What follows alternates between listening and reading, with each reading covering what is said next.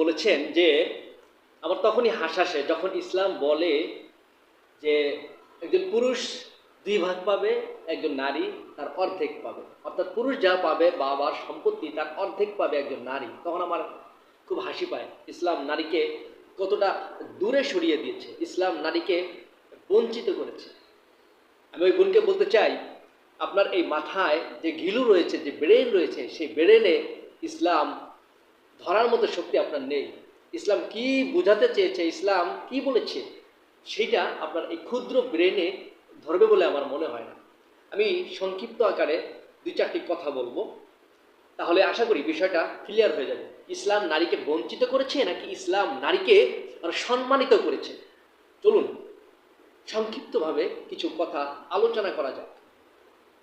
প্রথমত আমাদের যে বিষয়টা খেয়াল করতে হবে যে সম্পত্তি ভাগ করার বিষয়, যেটা ইসলাম নারীকে অর্ধেক দিয়েছে এবং পুরুষকে ডাবল দিয়েছে, সেটা কখন? একটা মেয়ে যখন দুনিয়াতে ভূমিষ্ঠ হয়েছে, দুনিয়াতে এসেছে, তখন এটা, নাকি আরো পরে? এটা তখন যখন বাবা মৃত্যুবরণ করবে এবং বাবার সম্পত্তি ভাগ বটোয়ারা শুরু হবে, ভাগ বন্টন হবে বাবার মৃত্যুর পরে। তখন কিন্তু নারী যা পাবে তার ডাবল পাবে একজন পুরুষ। সেটা নারী পৃথিবীতে আসার পরের থেকে নিয়ে 30 বছর, 40 বছর, 50 বছর পরের ঘটনা। সেটা নিয়ে আমাদের কিছু নারীবাদী টিপওয়ালি শাহবাগী মহিলারা এটা ইসলামের সাথে উঠে পড়ে লেগেছে, কোরআনের বিরোধিতা শুরু করেছে। আরে বাবা, ইসলাম কি বলে, ইসলাম কি বলে সেটা আপনি তো বুঝতেই পারেননি, পর্যবেক্ষণেই আপনি আনতে পারেননি, আপনার ওই ছোট্ট ব্রেনে ইসলামটাকে ঢুকাতেই পারেননি। যখন একটা মেয়ে যখন দুনিয়াতে জন্মগ্রহণ করে, ওই মেয়েটা বড় হওয়া পর্যন্ত, ওই মেয়েকে বিয়ে দেওয়া পর্যন্ত ওই মেয়ের সমস্ত যাবতীয় দায় দায়িত্ব কার উপর থাকে? কথা বলেন, কথার উত্তর দেন, পয়েন্টে আসতে হবে, পয়েন্টে আসেন। 1 নম্বরে, একটা মেয়ে যখন দুনিয়াতে ভূমিষ্ঠ হয়, দুনিয়াতে আসে, ওই মেয়েটা আস্তে আস্তে করে বড় হতে হতে বিয়ে পর্যন্ত তার যাবতীয় লেখাপড়া, চিকিৎসা খরচ, লেখাপড়ার খরচ, খাবার দাবার ইত্যাদি এভরিথিং যা কিছু আছে, এই সমস্ত কিছুর দায় দায়িত্ব কার উপর বলেন? বাবার উপর। বাবা তাকে সমস্ত কিছু দিতে বাধ্য থাকিবে। এখন এখানে একটা পয়েন্ট আমরা আলোচনা করি। যদি কেউ প্রশ্ন করে তাহলে এখানে কি কোনো বৈষম্য আছে কিনা? মেয়েকে এক নজরে দেখবে, মেয়েকে একভাবে লালন পালন করবে, ছেলেকে আর একভাবে লালন পালন করবে। হতে পারে ছেলের বড় হয়ে কামাই রুজি করে বাবাকে খাওয়াবে, মাকে খাওয়াবে, এই জন্য ছেলেকে একটু বেশি ভালো করে দেখার দরকার বা বেশি ভালোবাসার দরকার, এরকম কিছু আছে কিনা বা এমনটা ইসলাম বলেছে কিনা একদম সুন্দরভাবে অন্তরের কান লাগায় শোনেন, কানটা খুলে পরিষ্কার করে শোনেন। ইসলাম এখানে কোনো প্রকার বৈষম্য করেনি। ইসলাম এখানে ছেলে এবং মেয়ে তাদের মধ্যে কোনো তফাৎ সৃষ্টি করেনি। ইসলাম বলে দিয়েছে ছেলের যেমন অধিকার রয়েছে বাবার উপর, মেয়েরও ঠিক একই অধিকার রয়েছে। আপনি ছেলেকে একটু বেশি দিলেন, মেয়েকে একটু কম দিলেন, আপনি বাবা, আপনি মা, আপনার ইসলামের কাঠ গড়ায় দাঁড়াতে হবে, আল্লাহ তাআলার নিকট আপনার জবাব দিতে হবে। নোমান ইবনে বাশির রাদিয়াল্লাহু আনহু একজন সাহাবী, শুনেন ইসলাম কি বলে। নোমান ইবনে বাশির রাদিয়াল্লাহু আনহু একজন সাহাবী, তিনি বলেন আমার বাবা আমার হাত ধরে রাসূল সাল্লাল্লাহু আলাইহি ওয়াসাল্লামের দরবারে নিয়ে উপস্থিত হলেন। রাসূলকে বললেন, ইয়া রাসূলুল্লাহ, আমার স্ত্রীর চাহাত, আমার স্ত্রী আমাকে খুব পীড়াপিড়ি করতেছে, এই ছেলেকে যেন আমি একটু স্পেশালভাবে কিছু দিই। এখন আপনি সাক্ষী থাকুন ইয়া রাসূলুল্লাহ, আমি এই ছেলেকে স্পেশালভাবে কিছু দিতে চাই। রাসূল বললেন, তোমার কি আরো সন্তানাদি আছে? উত্তরে বললেন, হ্যাঁ, আমার আরো সন্তানাদি আছে। রাসূল বললেন, তুমি কি তাদেরকে একই পরিমাণ দিচ্ছ, একইভাবে দিচ্ছ? তখন লোকটি বললেন, না, আমি একই স্পেশালভাবে দিচ্ছি। রাসূল সাল্লাল্লাহু আলাইহি ওয়াসাল্লাম বললেন, আমি এই জালেমের সাক্ষী হতে চাই না। সুবহানাল্লাহ, আল্লাহু আকবার। ইসলাম কত চমৎকার দেখেন যে ইসলাম রাসূল কি বললেন, কি শিখালেন এখানে, যে মা বাবা থাকা অবস্থায় ছেলে হোক মেয়ে হোক, 2-3 জন ছেলে সন্তান হোক না কেন, সবাইকে এক চোখে দেখতে হবে, একভাবে দেখতে হবে। তাহলেই আপনি মা বাবা হিসেবে পরিপূর্ণ দায়িত্ব পালন করতে পারলেন। আর যদি একজনকে এক চোখে দেখেন, আরেকজনকে আরেক চোখে দেখেন, একজনকে একটু বেশি দেন, আরেকজনকে একটু কম দেন, এখানে কম বেশি করার কারণে ইসলামের কাঠ গড়ায় আপনার দাঁড়াতে হবে, আল্লাহ তাআলার নিকট আপনার জবাব দিতে হবে। এটাই ইসলাম। এখন আসেন পয়েন্টে যেটা আলোচনা করতেছিলাম। তাহলে ওই মেয়েটা জন্মের থেকে নিয়ে বিয়ে পর্যন্ত বাবার দায়িত্বে আছে, তাকে কোনো কষ্ট করতে হচ্ছে না, তাকে কোনো পেরেশানির মধ্যে পড়তে হচ্ছে না, তাকে যা কিছু লাগবে সমস্ত কিছু দেওয়ার দায় দায়িত্ব ইসলাম কাকে দিয়েছে? কথা বলেন, কাকে দিয়েছে? বাবাকে দিয়েছে। এখন আসেন দ্বিতীয় পয়েন্টে আসেন।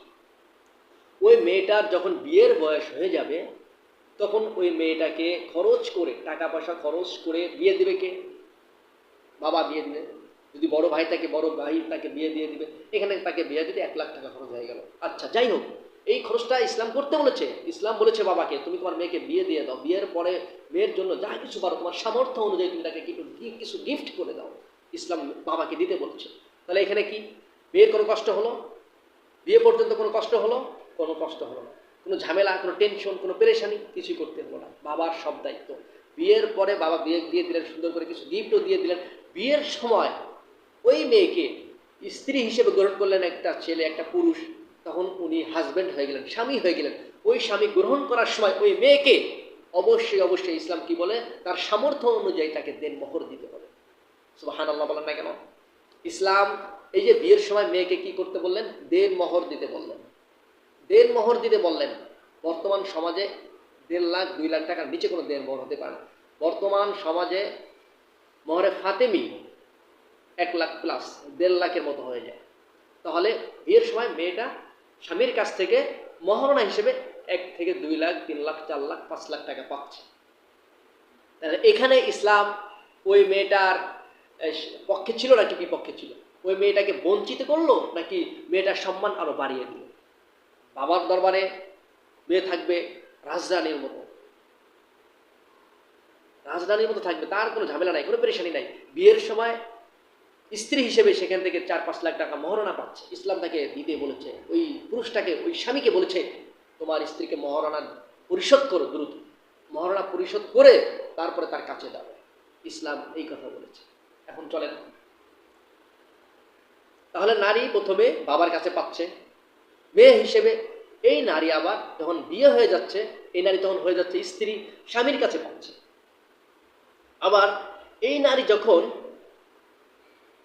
বৃদ্ধা হয়ে যাচ্ছেন তখন কিন্তু এই নারীর দায় দায়িত্ব চলে আসতেছে ছেলের উপর, একজন ছেলের উপর চলে আসতেছে। ওই ছেলে তার মাকে দেখাশোনা করবে। ওই ছেলে অসুস্থ হলে মাকে ডাক্তার দেখাবে, মাকে খাবারের জন্য ভালো ভালো খাবারের ব্যবস্থা করে দিবে, মার পোশাক পরিচ্ছদের জন্য ওই ছেলের ব্যবস্থা করতে হবে। তাহলে একজন নারী সর্বপ্রথম যখন দুনিয়ায় আসবে, বিয়ে পর্যন্ত তাকে দেখাশোনা কে করবে? বাবা। বিয়ের পর দেখাশোনা কে করবে? কথা বলেন, কে করবে? তার স্বামী। তারপরে যখন বৃদ্ধা হয়ে যাবে দেখাশোনা কে করবে? দেখাশোনা কে করবে? তার ছেলে। এখন আসেন, ওই নারীটা সর্বপ্রথম বাবার থেকে কি পেলো? হেল্প পেলো।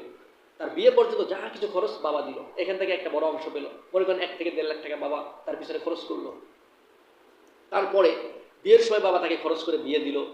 এখন ওই মেয়েটা আবার স্বামীর থেকে দেনমোহরা পেলো 2 লক্ষ টাকা, 2 লক্ষ টাকা দেনমোহর পেলো। আচ্ছা, আবার ওই মেয়েটাই, ওই মহিলাটাই যখন মা হয়ে গেল, যাবতীয় খরচ ছেলেই বহন করতেছে। এই যাবতীয় খরচ ছেলের থেকে পাচ্ছে। এখন যখন ওই মহিলা বৃদ্ধা হয়ে যাওয়ার পর, তার স্বামী যখন মারা যাবে, মারা যাওয়ার পরে ওই স্বামীর যে ধন সম্পদ রয়েছে সেখান থেকে ওই মহিলা পাবে কিনা, স্ত্রী পাবে কিনা? বলেন, কথা বলেন, স্ত্রী পাবে কিনা? অবশ্যই পাবে। তাহলে এখানে বাবার ধন সম্পত্তি থেকে মনে করেন 3 লক্ষ টাকা বাবার, একটা ছেলে একটা মেয়ে, তো 2 লক্ষ টাকা ছেলে পেলো আর 1 লক্ষ টাকা মেয়ে পেলো। তাহলে মেয়ের 1 লক্ষ টাকা কোনো কাজে আসতেছে, এখন 1 লক্ষ টাকা মেয়েকে বুঝাই দেওয়া হয়ে গেছে। এখন এই মেয়ে 1 লক্ষ টাকা দিয়ে কি করবে? কি করবে? তার কোনো কাজ আছে? নাই। 1 লক্ষ টাকা ব্যাংকে রেখে দিল, ওকে ফাইন। তারপরে যখন বিয়ে হলো, বিয়ে হওয়ার সময় দেনমোহর পেলো আরো 2 লাখ টাকা। তাহলে বাবার ওয়ারিশ হিসেবে 1 লক্ষ টাকা পেয়েছে, আর দেনমোহর হিসেবে পেয়েছে 2 লক্ষ টাকা, 3 লক্ষ টাকা রেখে দিল। যখন এই মহিলাটা বৃদ্ধা হয়ে গেল, তার স্বামী মারা গেল, স্বামীর থেকে, স্বামীর ওয়ারিশ হিসেবে, স্বামীর স্ত্রী হিসেবে স্বামীর যে ধন সম্পত্তি রয়েছে সেখান থেকে একটা ভাগ পাবে কিনা? বলেন। সেখান থেকে মনে করেন আরো 1 লক্ষ টাকা পেল, সেখান থেকে মনে করেন আরো 50,000 টাকা পেল। তাহলে কি হলো? 1 লক্ষ, দেনমোহর হিসেবে 2 লক্ষ, 3 লক্ষ, আবার স্বামীর কাছ থেকে আবার তার সম্পত্তির একটা ভাগ পেল, সেখান থেকে 1 লক্ষ, 4 লক্ষ টাকা পেয়ে গেছে। এই 4 লক্ষ টাকা পাওয়ার পর এই মেয়েটার কি খরচ? বলেন, এই নারীটার, এই মহিলাটার কিসের খরচ? প্রথমে তো বাবা দিচ্ছে, তার যাবতীয় খরচ বাবা বহন করছে, তারপর তার স্বামী বহন করেছে। এখন আপনি প্রশ্ন করতে পারেন, এই মহিলা যদি ডিভোর্স হয়ে যায়, হ্যাঁ ডিভোর্স যদি হয়ে যায়, ডিভোর্স হয়ে গেল, ডিভোর্স হয়ে যাওয়ার পর যখন বাপের বাড়ি চলে আসবে, ইসলাম কি বলে? বাপের বাড়ি আসার পর দ্বিতীয় বিয়ে হওয়ার আগ পর্যন্ত যদি বাবা থাকে, বাবা তাকে দেখাশোনা করবে, বাবা তাকে দেখাশোনা করবে। যদি বাবা না থাকে, ভাই তাকে দেখাশোনা করবে। ইসলাম বলে হ্যাঁ তুমি তাকে দেখাশোনা করো, সে সেখান থেকে অনেক কষ্টে ডিভোর্স হয়ে চলে আসছে, এখন তুমি ভাই, বড় ভাই হিসেবে তাকে দেখাশোনা করতে হবে, ইসলাম সেটা বলেছে। তাহলে একটা নারীর ব্যাপারে ইসলাম কি করলো? তাকে সম্মানিত করলো নাকি তাকে বঞ্চিত করলো? কথা বলেন, তাকে কি সম্মানিত করলো নাকি তাকে বঞ্চিত করলো? তাকে রাজরানী করলো নাকি তাকে পথে নামিয়ে দিল? ইসলাম কি তাকে বঞ্চিত করলো নাকি সব দিক থেকে ইসলাম তাকে সম্মানিত করলো? সব বিষয় থেকে সম্মানিত করলো। বলেন, কথা বলেন, বুঝে থাকলে কথা বলেন।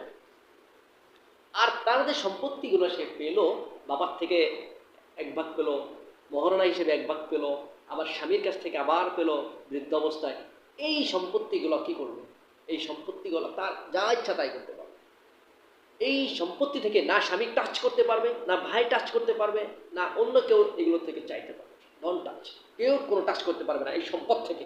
এই সম্পদ একমাত্র ওই মহিলার জন্য, এই সম্পদ একমাত্র ওই নারীর জন্য, ওই মেয়ের জন্য, ওই মার জন্য, ওই বোনের জন্য, ওই স্ত্রীর জন্য। সুবহানাল্লাহ। পক্ষান্তরে দেখেন, একজন পুরুষ মানুষ, একজন পুরুষ যখন বালেগ হবে, বালেগ হওয়া পর্যন্ত কিন্তু সে তার বাপের হোটেলে খেতে পারবে, তার বাপের হোটেলে খেতে পারবে পুরুষ হওয়া পর্যন্ত। মানে একজন বালেগ হওয়া পর্যন্ত একজন পুরুষ, মনে করেন 15 বছর বয়সে সে বালেগ হচ্ছে, অথবা 18 বছর ধরেন, 18 বছর পর্যন্ত সে তার বাপের হোটেলে খেলো। তারপরে ইসলাম বলেছে যাও, তুমি এখন আর বাপের হোটেলে খেতে পারবে না, তুমি নিজে কামাই করো, নিজে রোজগার করো, আয় করো, তারপরে সেটা তুমি খাও। তাহলে দেখেন একজন পুরুষ কোথা থেকে পাচ্ছে? তাহলে একজন পুরুষের বিয়ের যাবতীয় খরচ কিন্তু নিজেরই বহন করতে হচ্ছে। তাহলে দেখেন, নিজের পায়ে দাঁড়ানোর পর, নিজে প্রতিষ্ঠিত হওয়ার পর পরিবারকে দেখতে হচ্ছে, বোনের বিয়ে দিতে হচ্ছে, তারপরে যখন নিজে বিয়ে করছে তখনও কিন্তু নিজের একটা বড় খরচ হয়ে যাচ্ছে। তারপরে আসেন ওই পুরুষের আর কি কি খাত রয়েছে। বিয়ে করার পর যখন সন্তানাদি হবে তখন ওই পুরুষ কিন্তু বাবা হয়ে যাবে। বাবা হয়ে যাওয়ার পর সন্তানদের জন্য বাবার কি রয়েছে? দায়িত্ব রয়েছে। বাবা হিসেবে সন্তানদের প্রতি অবশ্যই দায়িত্ব রয়েছে, তাদের লেখাপড়া, চিকিৎসা, খাবার দাবার, পোশাক পরিচ্ছদ, এভরিথিং যা কিছু রয়েছে বাবা হিসেবে সন্তানদের দায়িত্ব রয়েছে। তাহলে একজন পুরুষ সর্বপ্রথম 15 বছর বয়স পর্যন্ত বাবার থেকে কিছু পেল, বাবা লেখালো, পড়ালো, খাওয়ালো, তারপরে 15 বছর পরে কিন্তু বাবা তাকে সরাইয়া দিল। ইসলাম কি বলে? ইসলাম বলতেছে 15 বছর হয়ে যাওয়ার পর, বালেগ হয়ে যাওয়ার পর ওই পুরুষের নিজের পায়ে দাঁড়াতে হবে। আর ওদিকে মহিলাকে কি বলেছে? বিয়ে না দেওয়া পর্যন্ত, বিয়ে পর্যন্ত ওই নারী, ওই মেয়ে বাবার হোটেলে থাকবে, বাবার কাছে থাকবে, তারপরে স্বামীর কাছে হস্তান্তর করবে বিয়ের পরে। আর এখানে পুরুষ বালেগ হয়ে যাওয়ার পরেই পুরুষকে কিন্তু আর খেতে দিতে পারবে না, এটা ইসলাম বলতেছে। তাহলে এখানে পুরুষকে সম্মানিত করলো নাকি নারীকে সম্মানিত করলো? পুরুষকে অগ্রাধিকার দিল নাকি নারীকে অগ্রাধিকার দিল? বুঝে থাকলে কথা বলেন। নারীকে অগ্রাধিকার দিল। তারপরে আসেন, পয়েন্টে আসেন, তার পরবর্তী আমাদের আলোচনা কি ছিল? তার পরবর্তীতে ছিল যে বাবা হিসেবে, ওই পুরুষ বাবা হিসেবে সন্তানদের লালন পালন করবে, খরচ আদি বহন করবে। আচ্ছা, তার পরবর্তীতে যখন মা বাবা বৃদ্ধা হয়ে যাবে তখন কি হিসেবে? ছেলে হিসেবে মা বাবাকে দেখাশোনা করার দায়িত্ব কার? ওই সন্তানের। তাহলে প্রথম ভাই বোনকে দেখাশোনা করতে হবে, তারপর স্ত্রীকে দেখাশোনা করতে হবে স্বামী হিসেবে, তারপর সন্তানদেরকে দেখাশোনা করতে হবে বাবা হিসেবে। তাহলে আপনি বলেন, ওই যে 2 লাখ টাকা পেয়েছিল ছেলে আর মেয়ে পেয়েছিল 1 লক্ষ টাকা, সেটা কখন পেয়েছিল? বাবা যখন বৃদ্ধ হয়ে যায় তখন, অথবা বাবা যখন মারা যায় তখন। তার আগ পর্যন্ত সুবিধাগুলো কে বেশি পেয়েছে? মেয়ে বেশি পেয়েছে সুবিধা নাকি ছেলে বেশি সুবিধা পেয়েছে? পুরুষ সুবিধা বেশি পেয়েছে নাকি নারী সুবিধা বেশি?